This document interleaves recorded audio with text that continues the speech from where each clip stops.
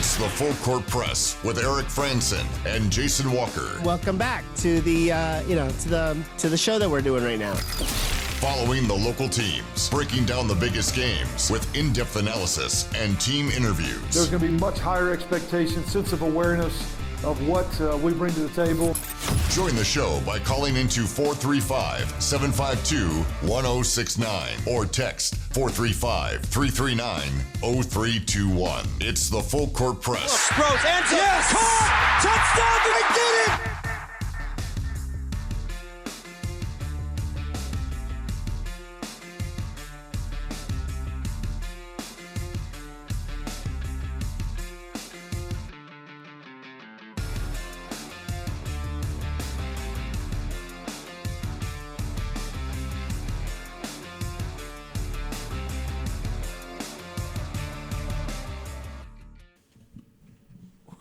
Welcome to the Full Court Press. Hi. Just barely at the end of the intro there.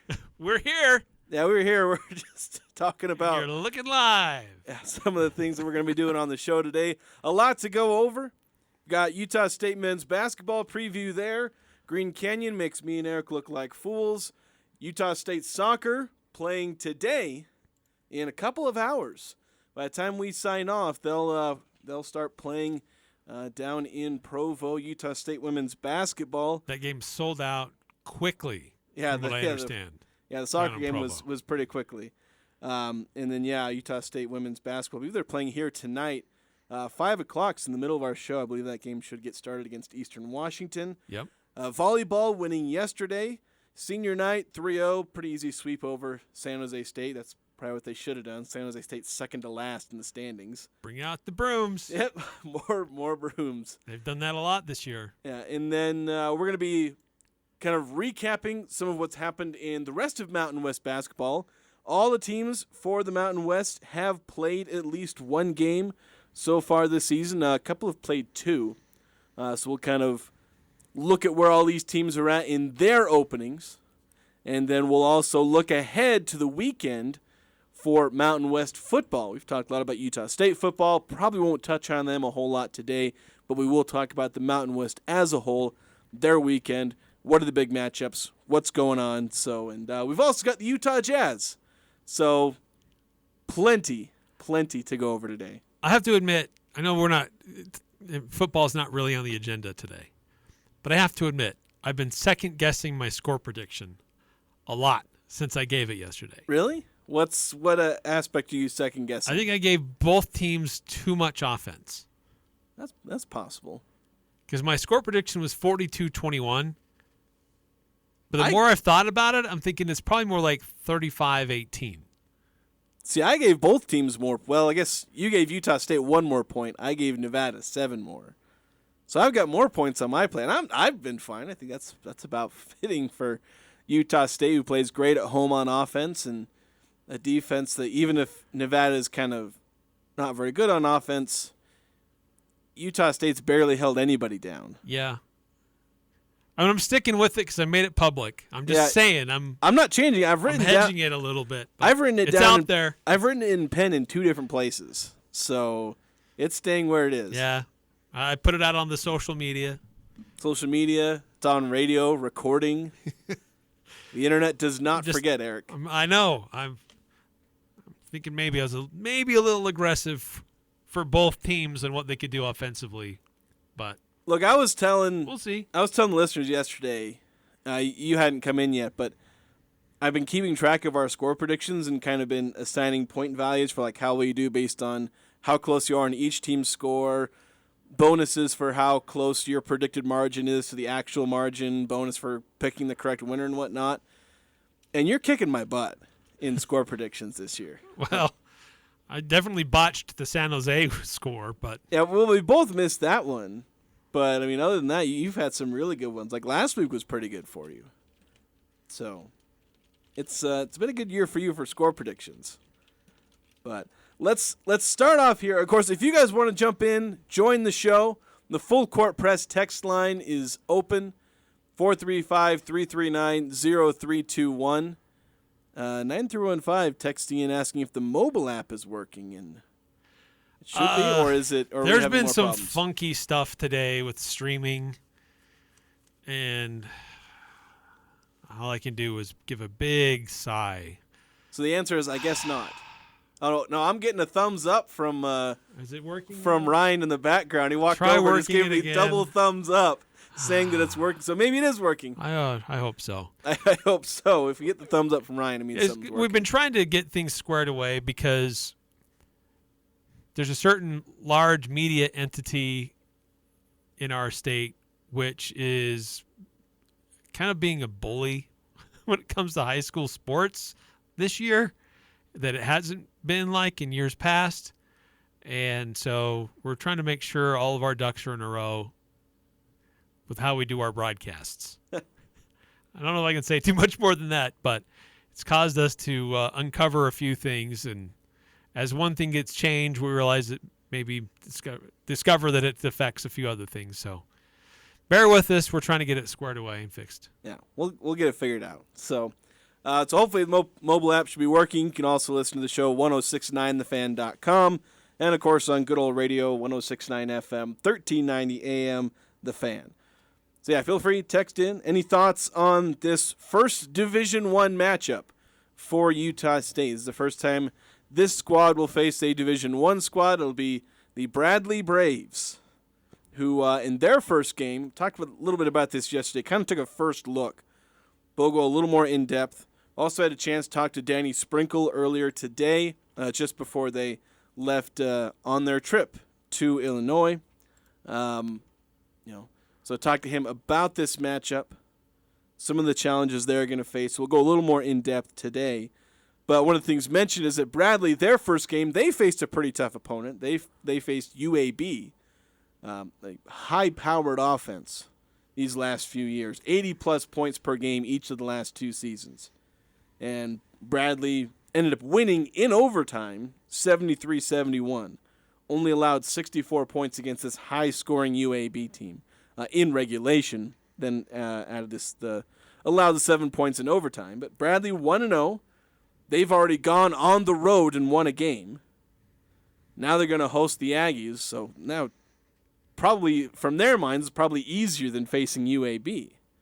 Yeah, and look, I know in your preview, it's like, oh, there's a lot of familiar faces. There's players that the Aggies have faced before. Well, yes, it's a team that Utah State has played in its most recent past. But there's nobody on this Utah State roster who's familiar with Bradley, and vice versa. That's more for fans. Fans are going to recognize That's true. Names. Fans will recognize, oh, okay, I remember that guy in a Bradley jersey when he was here. That's what he did. But that's where it ends. Yeah, players, I don't know if any of the other players, I did not look super deep into who may have played Bradley. It's entirely possible one of them has faced Bradley at some point. Yeah. But I guess Mason Falslev and Isaac Johnson were on the bench, and Landon Brenchley too. They were all on the bench in that Bradley game. They might have helped with the scouting of Bradley. Yeah. Running drills for the starters and rotation guys during the week. Yeah. Funny thing is, though, is that Danny Sprinkle had we asked him, like, if you coached against Bradley, and he was like, well, no, but he had a different connection to Bradley. Have you ever faced Bradley before? Coached No. places? No. I played against their coach, though. I don't remember if it was my sophomore or junior year. He played at Marquette, was a really good player, Brian Wardle at Marquette. And we went out to Marquette and played them. And then I've just kind of had that familiarity with him. So, like, out recruiting, I've seen him, but I've always followed his program when he was at Green Bay and now at Bradley. And his teams play just how he did. Like, he's going to be physical. He's going to knock you down. He's going to dive for every loose ball. He's going to knock down shots. And they play just how their coach is. Yeah, so Danny Sprinkle played against crazy. Brian Wardle. That's awesome. To clarify, he didn't remember if it was junior or sophomore year. It was his junior year, 1997. Danny Sprinkle playing at at Montana State. Brian Wardle was a freshman at Marquette, and in that game, Marquette ended up winning, I think, 84-60, and Wardle had 19 points, which led everyone. Danny Sprinkle had 8, so that's the one time Danny Sprinkle has gone up against Brian Wardle, Bradley's head coach. And it was when they were both players, way back when. That is so funny. That's so crazy. Whereas Wardle, he's been at Bradley this is his 9th season, and he's helped Bradley to be a very consistent program. I think he only has one NCAA tournament appearance in the last few, maybe only one in his tenure at Bradley, but they've won 20-plus games, I think, 4 or 5 times in the last 6-7 years. This has been a very consistent Bradley team. And Sprinkle noting that, this team plays like their coach does. They're defensive. The last 2 years, Bradley has been a very solid, consistently good defensive team. Like last year, I think they were 21st in points allowed. And if you look at offensive ratings, offensive efficiencies, they're usually in the top 60 in a lot of these metrics. So this is a tough defensive team that Utah State's going to go against. Yeah, usually somewhat lower scoring when you look back at what they did last year. Granted, they only one game this year, but a team that did well in the net, considering out of the Missouri Valley. It's a decent conference to be in and to go up against. So this is a good early test. This isn't like a big showdown. This is going to determine if you're going to be a quad 1 or quad 2 situation in March. But this is what Danny Sprinkle and Utah State needs. They need a good test just to see where they're at. They've had 2 D2 teams that they've faced so far. So this is going to be a team that and those were pushovers. This is a team with legitimate talent, a team that plays good defense. And so this is a good test for the Aggies. How well did they do away from home with Coach Sprinkle? So this is going to be a fun game, I think, for USU. Yeah, and Danny Sprinkle talked about how these are the kind of games you need to play, and part of that emphasis was you need this game for the NET, quality opponents. You got to play against these kind of competitions to help your net and your RPI. And obviously, Bradley they've been really good, and they're going to be really good this year. I think they're picked 2nd or 3rd in the Missouri Valley, but I wouldn't be surprised if they won it. And so, you have to do that for your net. It'd be nice to play a team that's not hard to get to, and I know they probably said the same thing about us. It's hard enough when we have to travel every time out of Salt Lake or whatnot, and then when you got to travel to a place like this, it's tough, but every team has to do it when they come to Logan too. My comment before about the net here was not that this is a game you try to play where we've seen Utah State in the past try to go play a game against a P5 team on the road. But this is a good game for them. It's a good opponent on the road, but it's not necessarily a P5. You're not doing it just because you're trying to get style points in the net. This is about playing a solid opponent, playing it in their house, and giving your team a good early test to see who you are and what you need to work on. Yeah, there is more value to this game in the actual playing of the game than in the NET. I think you're right there where it's this is a game that bolsters your resume but doesn't make your resume. Yes. It's probably going to be one of your quad. That's the better way of me trying to, with my word salad, trying to explain what I wanted. That you hit it there. Yeah, it may be a fringe quad 1, but that's only if Bradley has a really good year and you end up with that road, because I think with road NET it goes all the way up to top 100 or top 75. Road is top 100. Yeah, so maybe end up with that in this case. But yeah. There's a sheet right over there. There was. I looked over here and it wasn't there.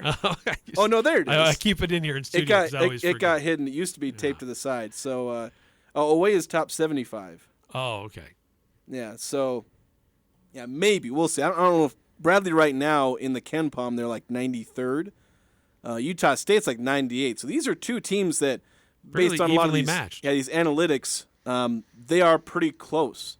And if you look at other metrics like Hazometrics and there's others that they're considered pretty close by these preseason standards. So we should expect a good game.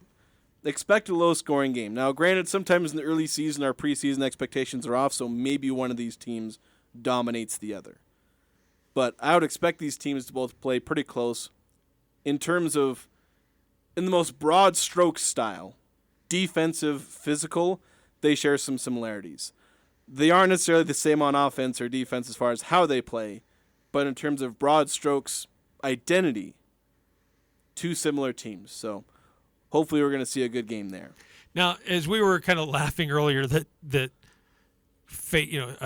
rematch of teams where there's familiarity. I mean, for the fans, or maybe it's a familiarity, but this Bradley team has a number of guys back on the roster this year who Aggie fans saw in the Spectrum last year, and so there's some experience and continuity with this Bradley team, which can also pose a bit of a challenge when you're in college basketball.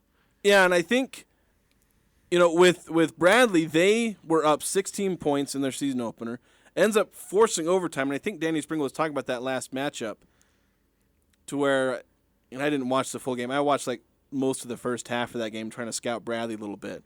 But apparently that Bradley got down by 5 or 10 in the second half.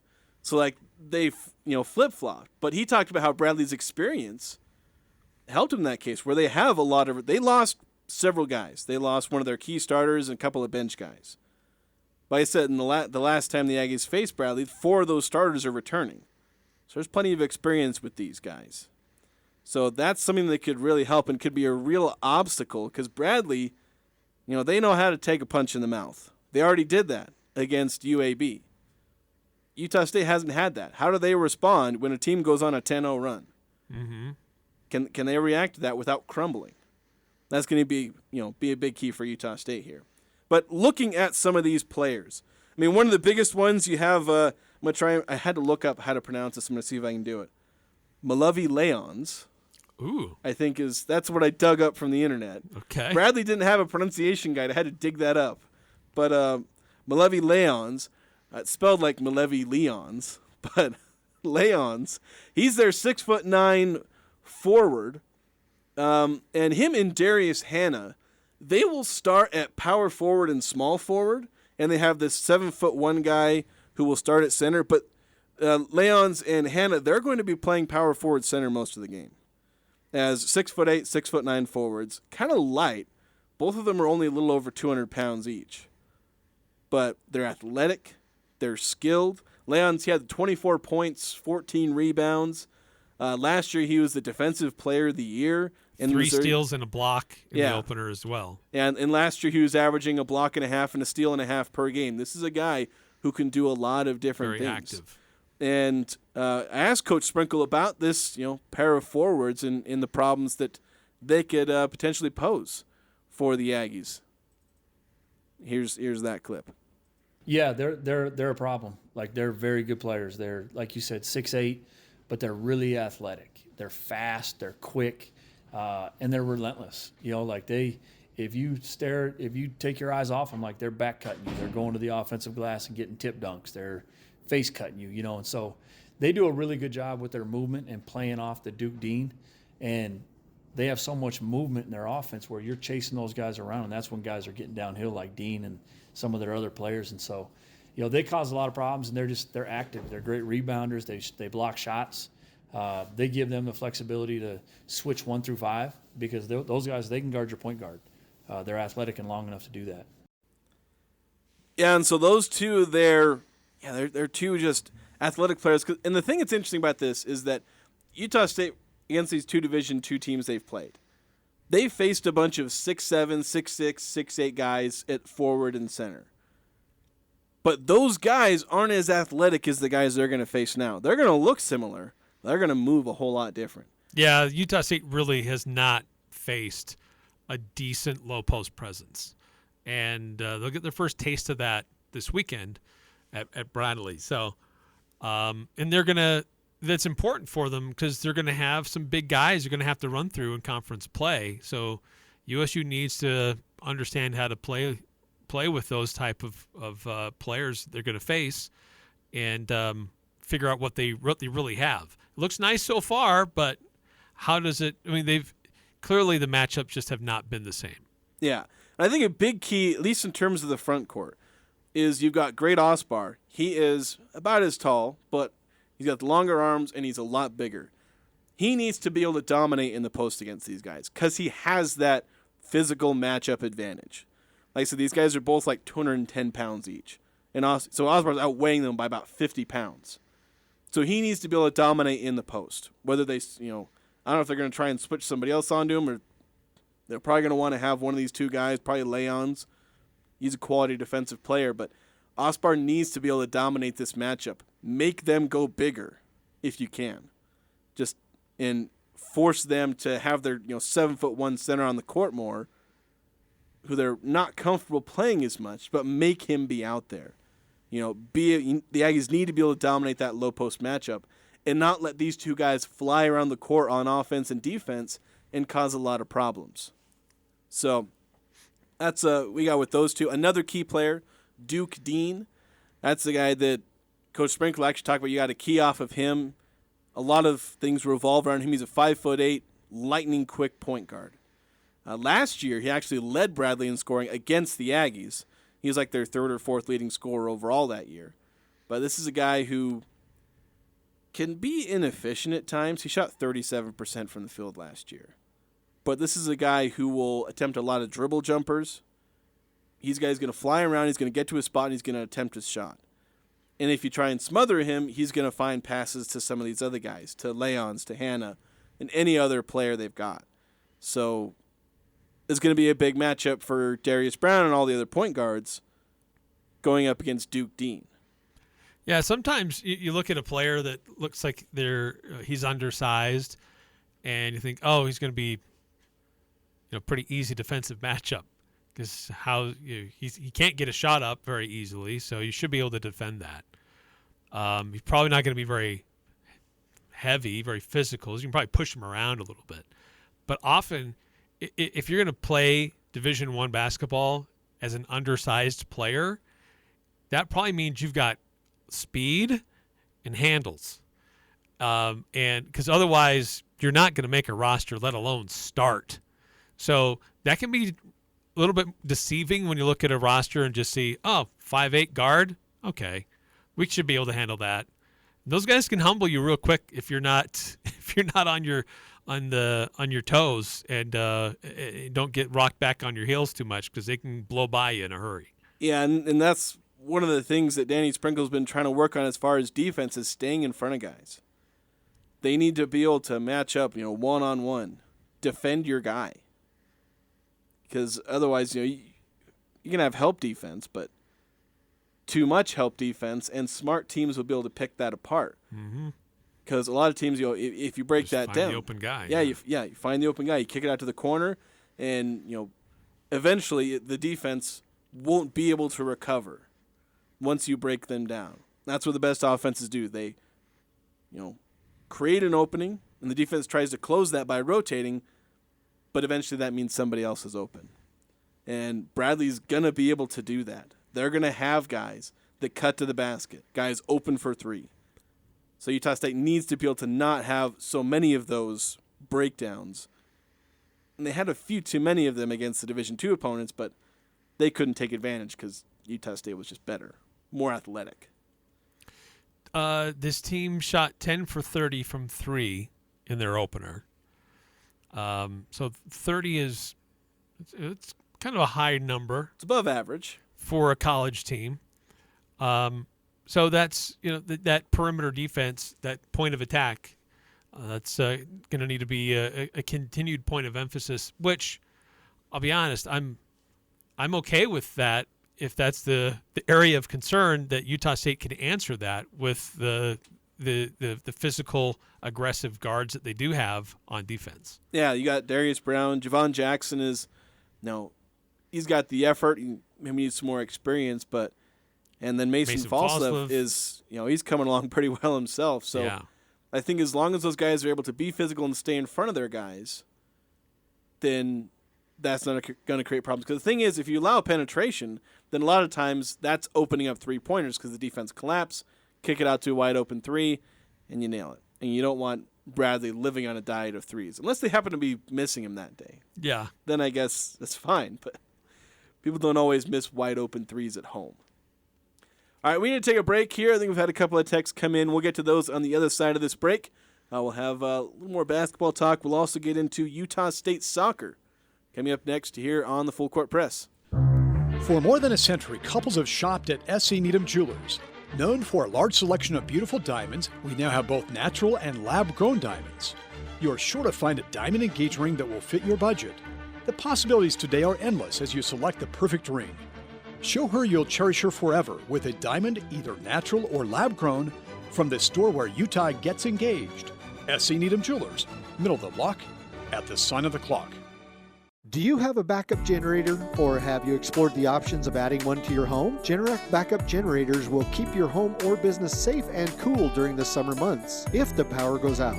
Do you already have a system? Golden Spike Electric can service it for you. If you don't have one, Golden Spike Electric can find the right model for your needs. Find them online at gsegenerators.com or call 435-257-3016. Golden Spike Electric and Generac, power you can count on. She was there for you on your first day of school and all those special moments since.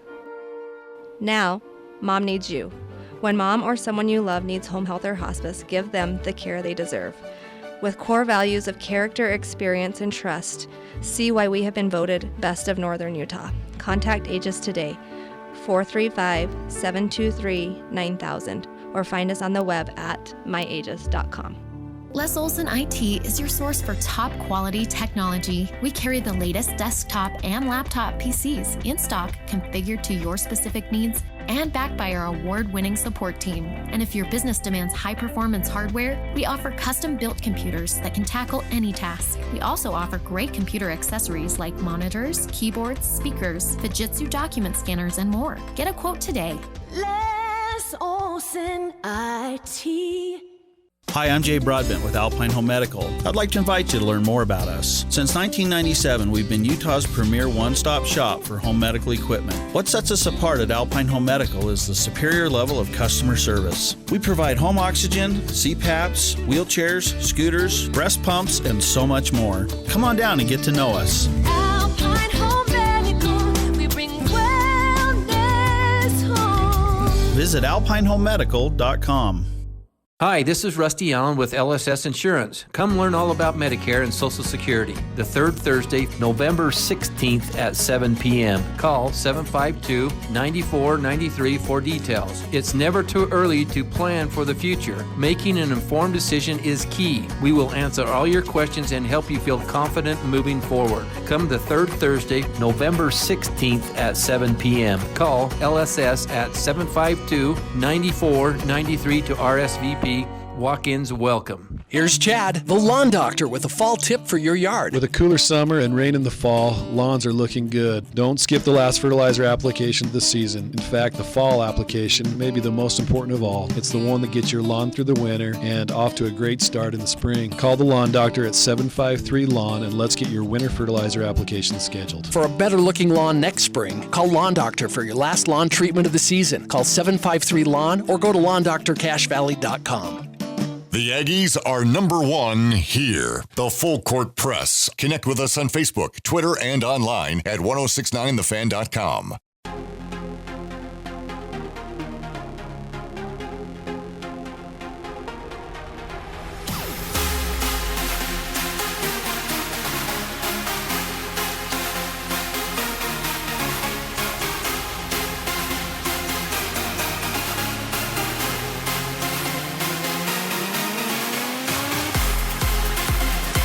Welcome back to the Full Court Press. It's a song called Cannonball. There we go. I like it. All in on the weekend. Another busy weekend. Started yesterday, the sports weekend, with USU volleyball. Got Utah State soccer tonight in about an hour and a half. They'll be kicking off in Provo. 1 seed BYU taking on Utah State. Or I guess Utah State taking on 1 seed BYU. The Aggies beat the Cougars when they were ranked number 1 overall in the country. Now they're going to have to beat them when they're a 1 seed in the NCAA Tournament, first round there. We'll see how that goes. Coach Manny Martins has had a lot of success against the Cougars. Yeah, and so we'll get into that in a little bit. I teased we were going to talk about that, but we actually wanted to stay on the subject of basketball for a little bit longer. We've been previewing Utah State's matchup with Bradley.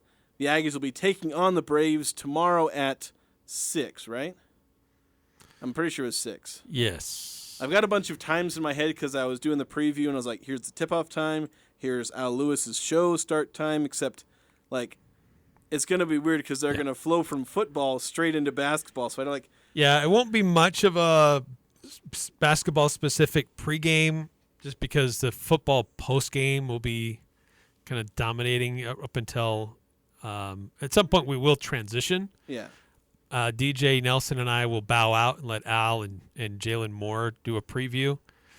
But 6:00 tip-off on for those. It'll be full play-by-play will be on KVNU, but those who do want to watch, it'll be on ESPN Plus.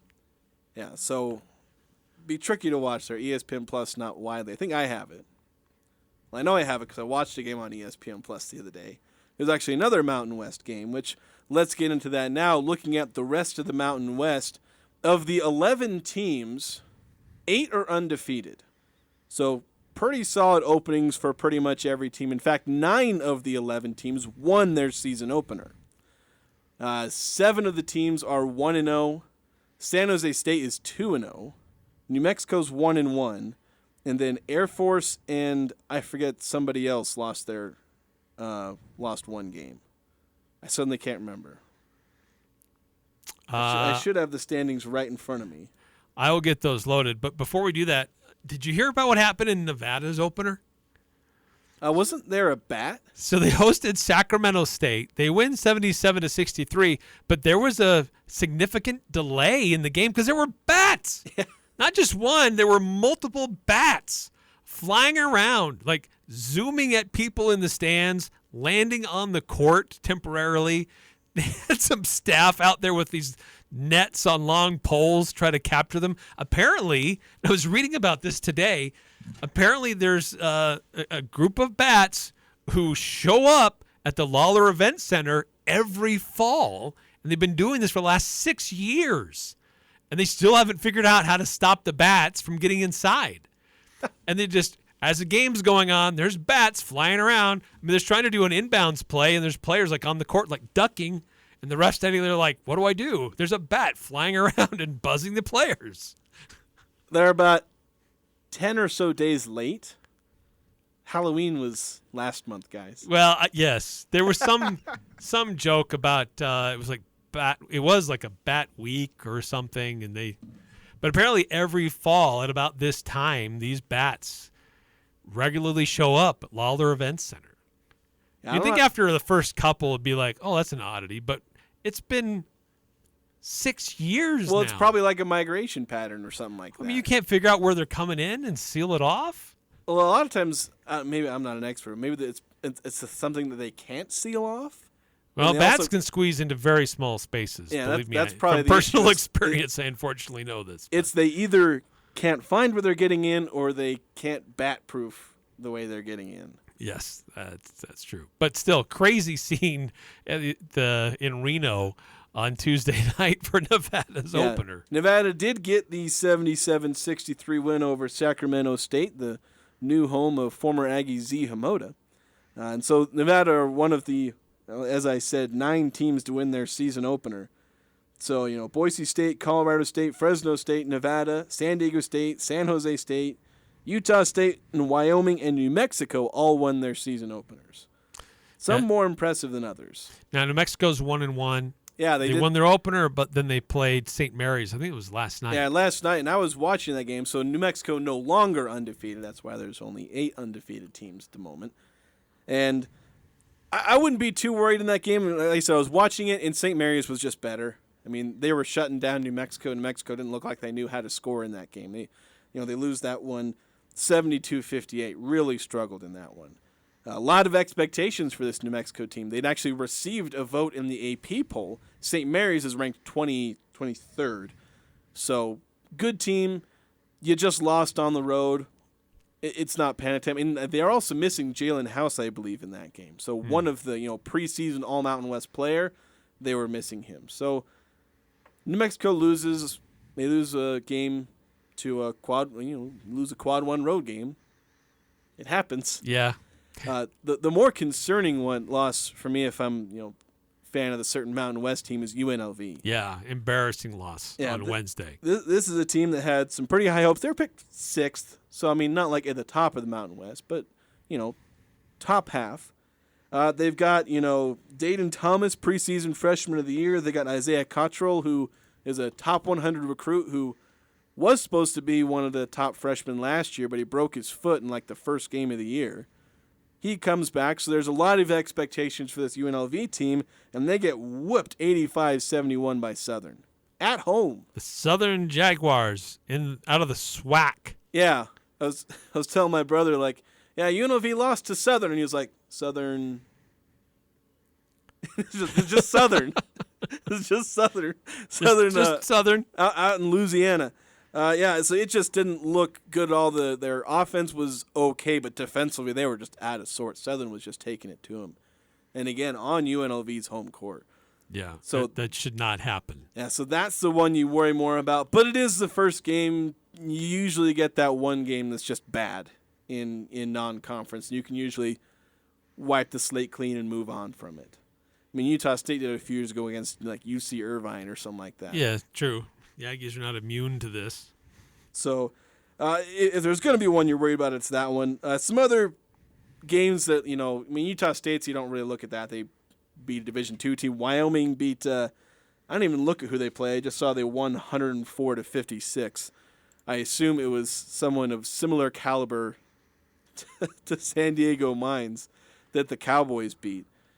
And the Cowboys were picked to finish last or second to last in the conference. Northern New Mexico. Yes. All right.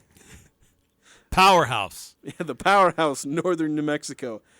Colorado State, one of the teams with certainly a lot of expectations. They beat Louisiana Tech, who's a okay team. I mean, they've had a couple of years where they've won games in the teens. So Colorado State beats them 81-73. San Diego State really beat up CS Fullerton. That's a team that's won 20 games each of the last 2 years, but San Diego State just took it to them 83-57. So a couple of decent wins, but a lot of season opening type stuff. And a big game tonight for the Aztecs. They're in Provo taking on BYU. These two teams have been pretty regular opponents these last several years. And so this is San Diego State, ranked 17th in the country, on the road at a Big 12 basketball school. That sounds really weird to say that, but that is true. And incidentally, BYU currently favored by 2.5 points. Yeah, it'll be an interesting one. Yeah, so these guys have been trading wins and trading games, and they've been going back and forth. So first big test for San Diego State, a team coming off obviously that big run. So now the Aztecs not waiting too much time to have a big test. The Aggies, of course, having a lot of these teams their first game was a lot easier for them. Their next games are going to get a little bit harder. So New Mexico played a ranked team in their second game. Utah State playing Bradley in their second game. San Diego State going to BYU. So more tests, and we're going to find out a little bit more about these Mountain West teams in the coming days, just like we're going to find out a lot more about Utah State in the coming days. Yeah, there's some games on Saturday outside of Utah State and Bradley. Fresno State's at Kent State. UNLV hosting Stetson. See if they can rebound. I'd hope they beat them. Wyoming, Cal Poly in Laramie. But one to watch over the weekend on Sunday, if you can. Boise State hosting San Francisco, two future opponents for the Aggies. Another one could be interesting, San Jose State at Texas Tech. So a couple interesting matchups on Sunday for the Mountain West Conference. Yeah, so be a chance to watch a lot of Mountain West basketball. I've already watched parts of 2 Mountain West games that weren't Utah State. I was watching New Mexico against St. Mary's, and I watched UNLV losing to Southern. So I'll see if I can catch some of these other games, get an eye on these other Mountain West teams, along with keeping an eye on the Aggies. Again, they'll be taking on Bradley 6 o'clock tomorrow. You'll be able to hear it on KVNU, watch it on ESPN+. We're going to take another break. We'll talk about Utah State soccer. We will get to that. They're playing BYU tonight in about an hour and 20 minutes. Talk about that next here on the Full Court Press.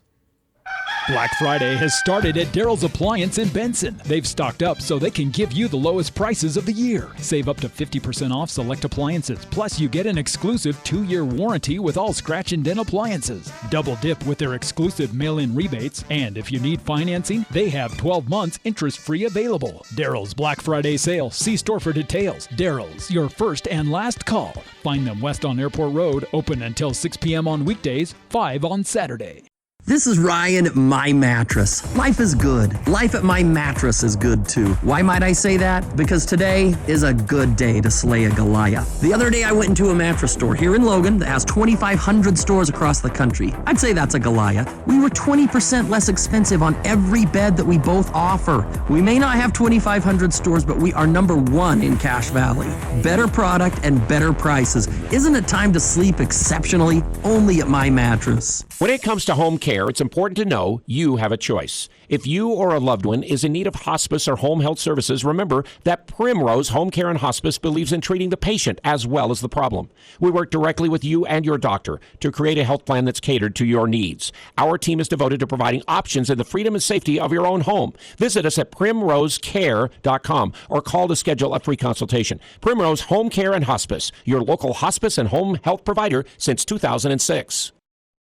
Ski season is coming, which means Season Ski Rentals. This is Mark at the Sportsman, where we have over 20 years of season ski rental experience. We rent to kids and adults. Come in to get season ski rentals for your entire family. We like to wait a little later in the fall because there is a chance your kids might grow out of their boots by the time ski season actually rolls around. Starting at $69.99, you will get the right gear for your kids to ski this year at the Sportsman on Main Street in downtown Logan with tons of parking in the back.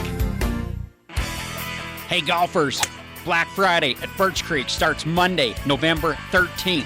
Punch passes, $150. All remaining golf shoes and shirts, half off. All remaining golf hats, $15. A limited number of $150 punch passes will be sold. Black Friday at Birch Creek runs Monday, November 13th through Wednesday, November 22nd. That's Birch Creek Golf Course in Smithville.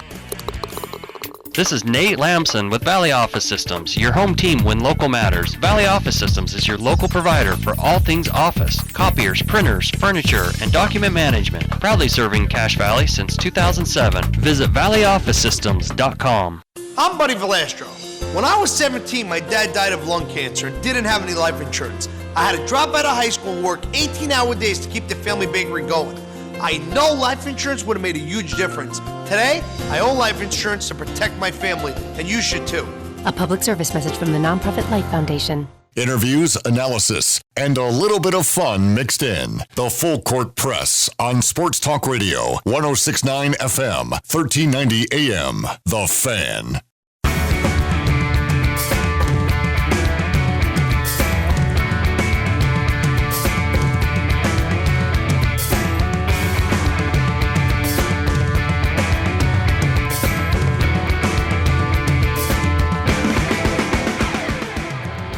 Welcome back, Full Court Press. Jason Walker and Eric Frandsen. Talking Utah State soccer. They're taking on BYU in about an hour and 15 minutes. That's the scheduled kickoff time. Playing in Provo. As Manny Martins calls it, Bell South. Yeah, I like it. Aggies 2-0-1 the last 3 matchups against the Cougars. 1 win at home, 1 tie at home, and 1 win on the road at BYU. So they've won in Provo. I believe that was 2 years ago. They beat BYU in Provo the year that the Cougars went on a run to the, I believe it was it the national title game in the NCAA Tournament? I think they made it to. Ended up being runner-ups, I think. Could be. I know they've had a great tradition lately with success with their soccer program. And that's kind of what's been remarkable is that Utah State has 2 wins and a tie against a team that over the last 3 years has been very good. You know, this isn't like Utah State hockey where they beat up on BYU because they're not good at hockey. This is Utah State soccer winning and having success against what is a good program. So, Manny Martins is a video from Utah State they released. Manny Martins, just a little interview, him talking about a couple of different things, including preparing for a BYU team that, they're familiar with, but got to prepare for them yet again. Well, it's all about sharpening up some of the details. Obviously, we went back and watched our game versus them. Now, that's been a month and a half, so I'm sure they've evolved, we've evolved, but still took some lessons from it. So worked on sharpening some things up that we saw from that game. Obviously, we watched their last couple of games. Went back and looked at the Mountain West tournament, see what are things we could sharpen up. So it was really just about how do we be a little bit more clinical, a little more efficient, and then continue to be strong in the areas that we've been strong. Got some nice music going in the background. Yeah, a little jamming. I always love doing these interviews. Like when we go and talk to the coach, there's always like audio in the background, which makes it awkward for radio sometimes. Or if you go to the practice for football, you're usually moving vehicles around, and it's like they have sirens in the background. Just get an engine roaring as they go always by. Drive right behind me every time. It's like, oh, they're doing an interview. Yeah, hey. But yeah, obviously preparing for a very good BYU team, tough. Got to review the film, see how both teams have changed. And when Utah State faced BYU, the Aggies were 2-5-1. Like BYU probably wasn't thinking of it. They were probably trying not to overlook them because they would have known the Aggies had played a tough schedule. It's why they were 2-5-1. Then BYU found out that Utah State was in fact much better than their record showed, and then the Aggies went on to prove it because they finished with a really good record, finished with the Mountain West title, finishing second in the regular seed in the Mountain West. So Utah State certainly changed, and BYU has had all that time, they themselves to change, although they've spent most of the season at the top of the NCAA in terms of the rankings anyway. So yeah, and look, Coach Martin's kind of illustrates what all good coaches do, not only scout the opponent that they have to face, what happened, what do they look like now, what happened, what did we do right the last time we played them, but he's also going back and self-scouting. Like, what did we do during the Mountain West Conference? How can we be better? Even though they won, like, how can we be better at what we do rather than just focusing on the opponent, still always trying to sharpen the sword yourself on how effective you can continue to be. Yeah, there's always something you can do better. I know that was something he talked about, playing with better ball control. It's something, of course, that's something you're always trying to get better at. But yeah. It's just it's not easy all the time. It's something that they're certainly trying to work on. I mean, we're certainly a team that has been able to do a better job of taking care of the ball. I think we've grown in confidence and just experience with that. We've also become better in and around the box, so we've scored more goals early on. Up until that game, goals are hard to come about, and it's not like we're scoring a ton, but we're scoring in every game now, so that's been good. Yeah, so it's something they've been getting better at and been improving. And I think that goal scoring, and Martin's kind of put it pretty well there when he said, you kind of talk about like they're not really great at scoring, but they score like enough. They're scoring enough. Their last at least three games, they won 1-0. 1-0 against Boise State, 1-0 against Colorado, or 1-0 against Boise State again, and then 1-0 against Colorado State. So it's like that Spain World Cup run. I think it was either in 2010 or 2014. It's just 1-0, 1-0, 1-0, 1-0, all the way to the title game, which they won 1-0, because of course they did.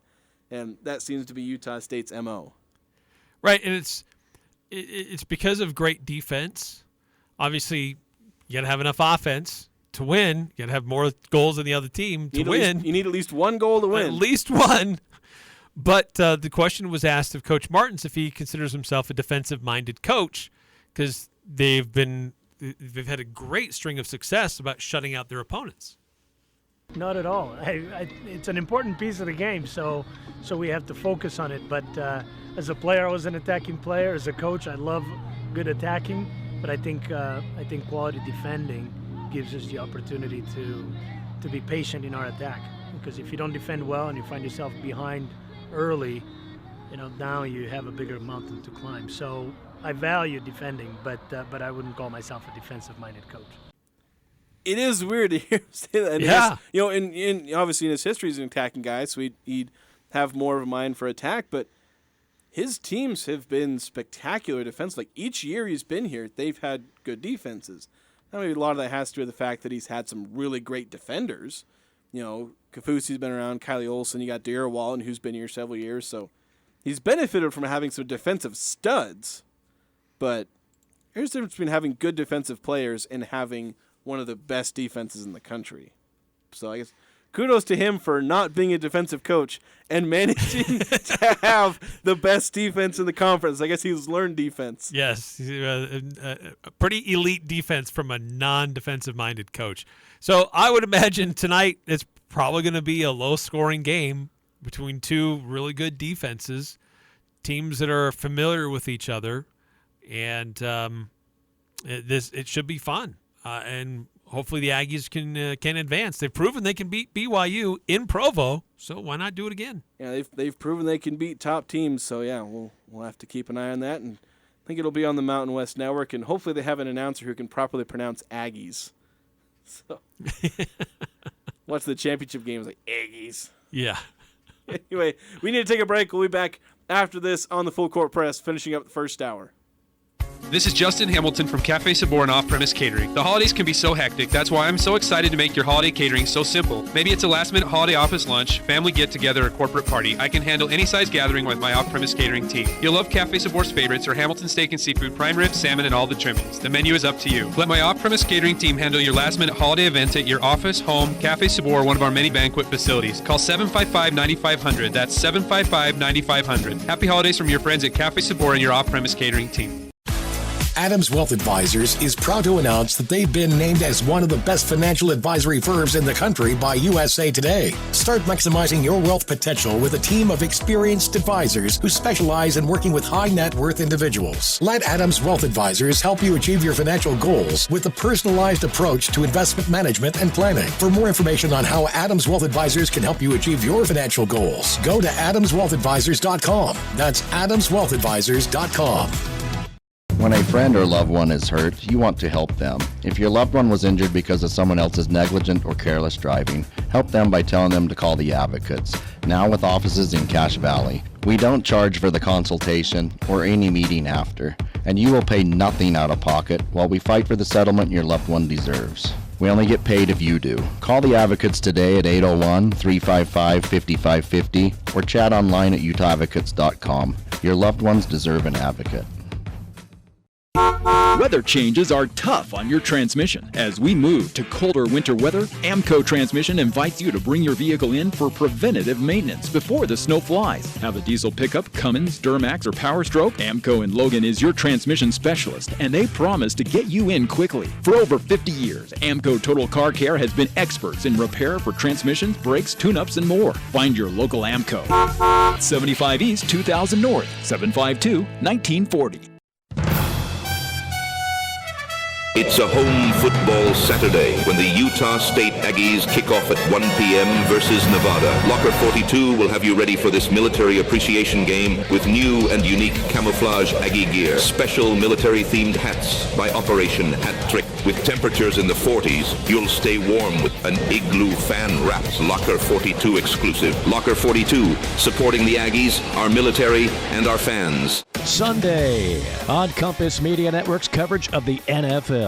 It's a battle atop the AFC North as the red-hot Baltimore Ravens host the Cleveland Browns. Hi, this is Mike Morgan. Join Brian Baldinger and me for all the action as these two divisional foes square off in Week 10. Can Lamar Jackson of the Ravens rush past Myles Garrett and a stout Browns defense? It's the Ravens and the Browns. If it's the NFL, it's right here. Pregame begins Sunday morning at 10:30 on Sports Talk Radio, 106.9 FM, 1390 AM, The Fan. It's the Full Court Press, weekday afternoons from 4 to 6 on Sports Talk Radio, 106.9 FM, 1390 AM, The Fan.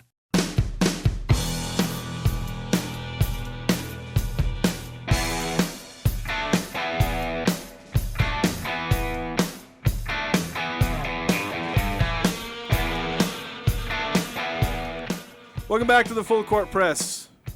Jason Walker and Eric Frandsen had a chance to go over Utah State men's basketball, a little bit of Mountain West basketball roundup from the first week of games for Mountain West teams.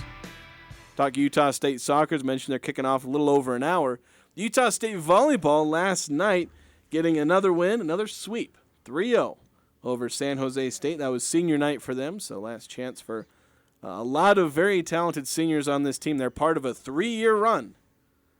Getting a share of a Mountain West regular season title 2 years ago, Mountain West tournament title last year, and these seniors have clinched a full-on regular season title this year, and they still have 2 games with to lots play. of breathing room. Yeah, they does not show up in the last couple of games. Let's just not go on our road trip to I forget the 2 teams. Fresno State and Nevada, I think, are the final 2 games of the season, regular season for them. Got a text coming in on the Full Court Press text line about Utah State volleyball from 5338. With so many key players graduating and all the success the USU volleyball team has had the past 3 years, the 5338 Sports Reeducation Academy and Think Tank Analytics Department predicts that Rob Nielsen will not be back next year. And that is an unfortunate possibility. And we'll see if Utah State can maybe pay him enough money to. It's a very high profile around right now. We'll see what they can do post regular season here, but definitely he's proven that he can win at a high level regularly and do a very good job. He's done a good job recruiting. He's done a good job bringing in players. And he's done a great job reviving this team. Making sure things work. All right, that's it for the first hour. I'll talk to you next hour. I'm Dan Patrick, and this is Above the Noise. The Chicago Bears aren't very good. We know that. But that doesn't mean the team is heading in the wrong direction. After an ugly win over Carolina last night, Chicago now holds a sizable advantage at acquiring the number 1 overall pick. Bears fans can thank the Panthers for that after the team acquired Carolina's first-round pick in exchange for Bryce Young. But the Bears' promising future is much more than future draft picks. After the trade deadline, Chicago went all in to fix its pass-rushing woes. They settled on defensive end Montez Sweat, shipping out an early second-round pick to acquire the Commanders' star defender. Through 2 games, looks like a great decision. He's made his presence known. Certainly last night, generated 8 pressures, the most for the team since Robert Quinn in 2020, and now has 45 on the year. That ranks him inside the top 5 in pressures. So while things may be ugly in Chicago at the moment, the future may not be all that bleak. I'm Dan Patrick, and this is Above the Noise.